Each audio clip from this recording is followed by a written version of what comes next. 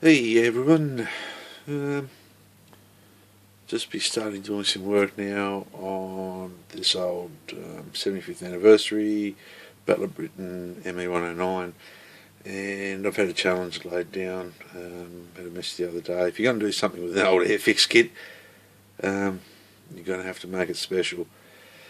Well, I don't know how I'm going to make it special, but I'm going to have a go at doing a few different things. Just to make it look different than just a standard old 60s kit. So I got the parts out of the box. I started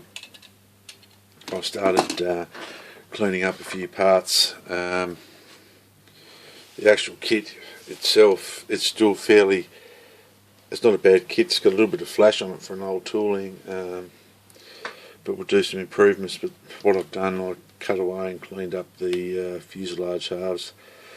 I would add a little bit of scratch built cockpit detail, but what I'm going to do to make this special is I'm going to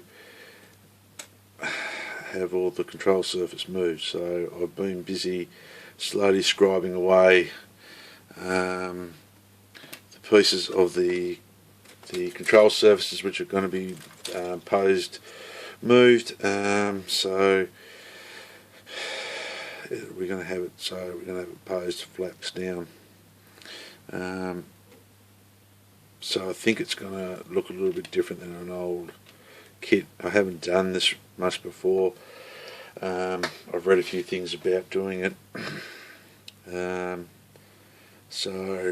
we'll just add a bit of scratch built cockpit detail. Yeah, we'll open the gun barrels up with a fine pin vise drill. We will put some nice piece of aluminium in the nose for the cannon. Get rid of those moulded in barrels. The rest of the kit doesn't fit too bad for an old kit. I did know Wayne said he usually sands off the rivets, but I think I might leave the rivets on this one to give it some sort of airfix authenticity. Now the Mad Riveter, now this probably won't go into view, but we'll add a little bit of detail inside the wheel wells. They haven't got much, just a couple of bits of spar work, and we will be, this flap here from the engine cowling, we'll be lowering that one down as well, so make some radiator covers out of that aluminium mesh out of the tobacco packets, which works well in that instance. But just a quick one more about it. So the way if you do controllable surfaces, I'll just use the back of a hobby knife, the same one we used on our door armour base, and I'll just scribe carefully where the line is for the fin, and you'll see it dragging out just little bits of plastic, so you'll see it start slowly getting deeper and deeper. So we'll just keep working on that, just taking your time, nice and slowly. It's hard to explain. And just keep working from both sides, as you can see, and the gap will be getting bigger, and then it will start to give it like a little bit of move, bing, it'll come off. So then what we'll do is on the tail side, which is the fixed part of the tail, we'll carefully sand that off flush to get rid of any traces of the scribing process, and I will be using this filler, this perfect putty, and I'll show you why on these older kits, because you don't virtually, as explained later in the video, you don't have to sand it. I know that sounds silly for a putty, but I'll show you why later. And on the control surface that normally move, you'll see there's a bit of a jagged edge through there where we scribed it off. We'll roll the sanding stick because these parts of the had a curved effect to them, so we'll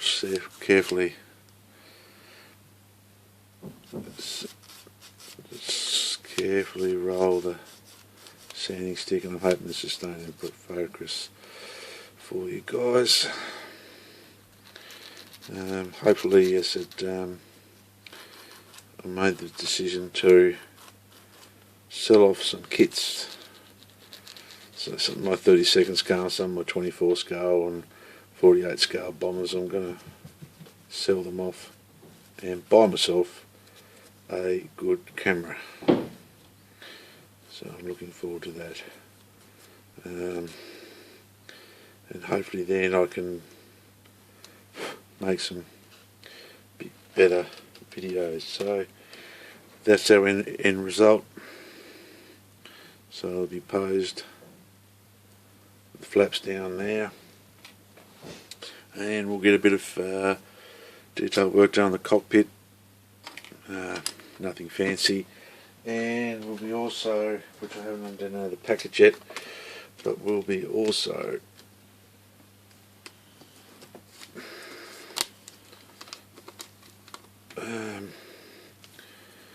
and the canopy's horrible because it's just got no framework moulding in it, but we'll rectify that.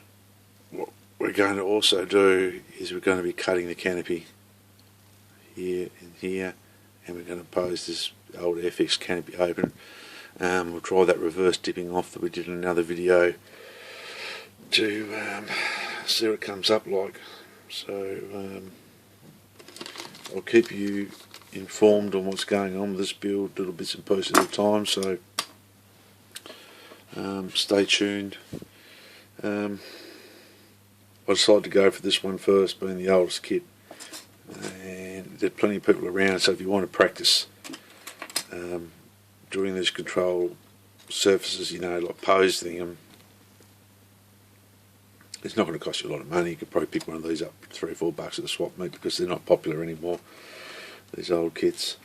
But the rest of the kit, another downfall of this kit, but I'll persist with it, is the wheels aren't overly nice looking. They're sort of some sort of a representation of a 109 wheel, but we will not be buying any aftermarket parts. A lot of my kit builds, I want to be able to show people what to do without having to go and buy aftermarket parts, and try to get a good result out of these older kits. One, for the fact that there's heaps of them around. Two, they're good for practicing your techniques on and work yourself up to a good kit. And that's been collectible kits. Yeah, I've got kits in my collection which I collect, but I'll build some of the older kits too, because I like building them because they remind me of back when I was younger. And I still get enjoyment out of them. So I'll collect plodding along with this and get some work done on the cockpit and a few other bits and pieces.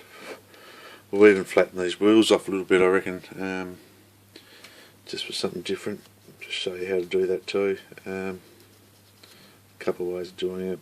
You can use an iron, but I'll heat up a hobby knife with a cigarette lighter, or if you haven't got a cigarette lighter, a little hobby tea light candle, and we'll bulge, whoops a daisy, and it's big fingers, little kits. And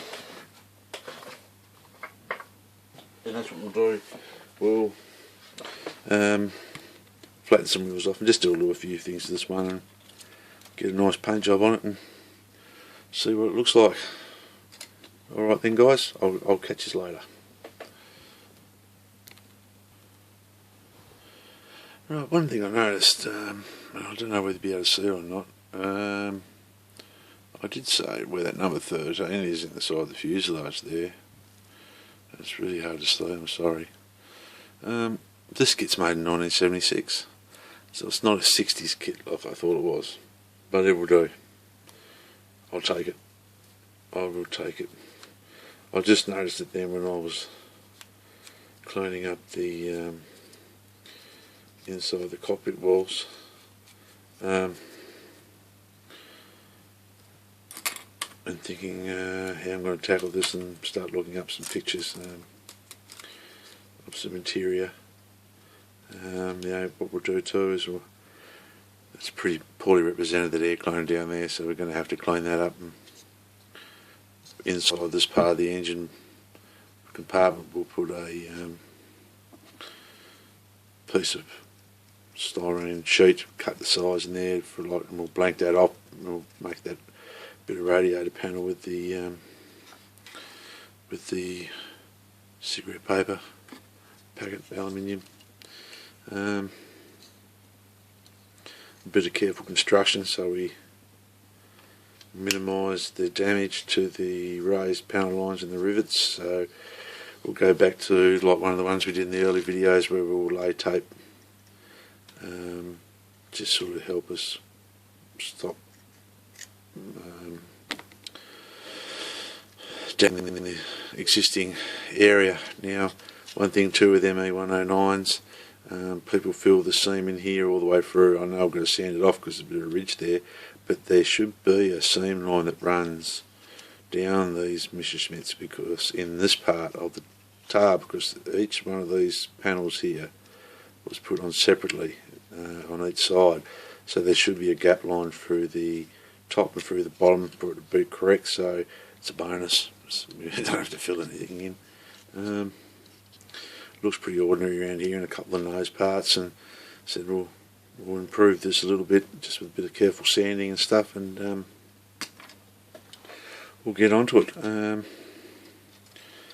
old Airfix kit has a couple of options: bombs and long range fuel tank, wheels up, wheels down, control panel, some more light bombs there.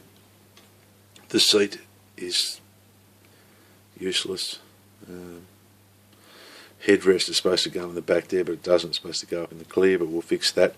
I'll show you how to make a seat too, just out of styrene strip, the next video. So we'll do a few tips and a couple of improvements you can do yourself on the way, so it won't take too much work, and it's just with basic tools. And we'll do a little bit of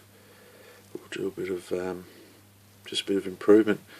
I don't know whether I put the pole in. The pole doesn't look too bad, but I've never put a pole in a model before. Really? Maybe when I was little. Including there somewhere. So yeah, the more I'm looking at this, and I have said this about model kits before, the more I'm looking at it, I'm happy. I think it's going to look too bad with the landing gear once we clean it up. And you've got to be careful when you clean your landing gear. Now I'll just carefully scribe the lines, and I'll show you that later in another video. You don't want to sort of flatten them off too much, but then you can put your extra thin cement over it, or your micro weld, and just brush it on, and that will actually also bring the seam line down flat. It will sort of melt it if you just put it on there and just brush it and brush it, brush it, and just keep brushing it. Don't load it up with too much glue, just a little bit at a time, and usually that will get the seam line to come down a little bit as well. But that's that for this video. We've started on the 3 ME109s. They won't be built one after another, of course, but we'll build one at a time. We'll do a basic display base to put this one on, and yeah, hopefully it'll turn out alright. So catch you later again, guys, and be safe, and don't forget to model hard and ask some questions if you need to.